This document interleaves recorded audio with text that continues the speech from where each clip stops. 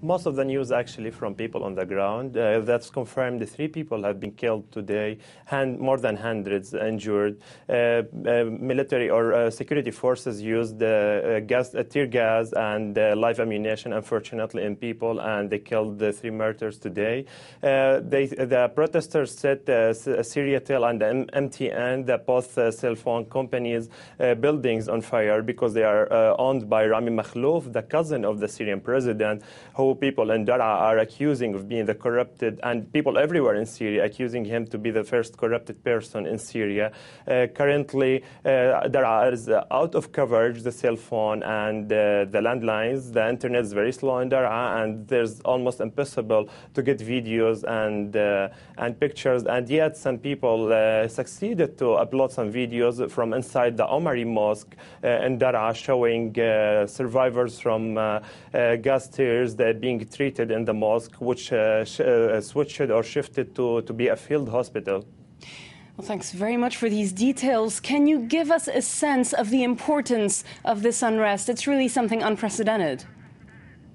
Recently, people destroyed the big picture of the Syrian president in the main Adra square, and they removed it. There's lots of security forces heading to Daraa now. Unfortunately, news talking about special forces, and that's really fair. And people are scared in Daraa as military forces are leaving, and they are scared that Syrian government or military could use flights or to bomb them. Something similar to what's happened in Libya earlier a month ago, and currently there's protesters. The protesters happen in the west and east bridges in Daraa, and security forces opened live ammunition on people.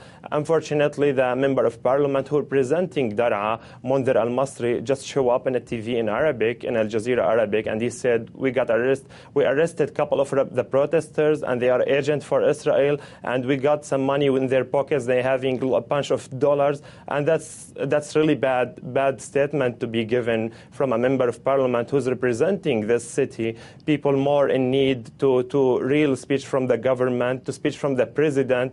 And President al-Assad, I think he should show up and say something to Daraa, to people in Daraa. Today, the president, he sent a delegation to provide his condolences to the martyrs, but unfortunately, he sent a security officer who's originally from Daraa, Rustum Ghazali, who's a resident in Daraa, accusing him of committing significant human rights violence.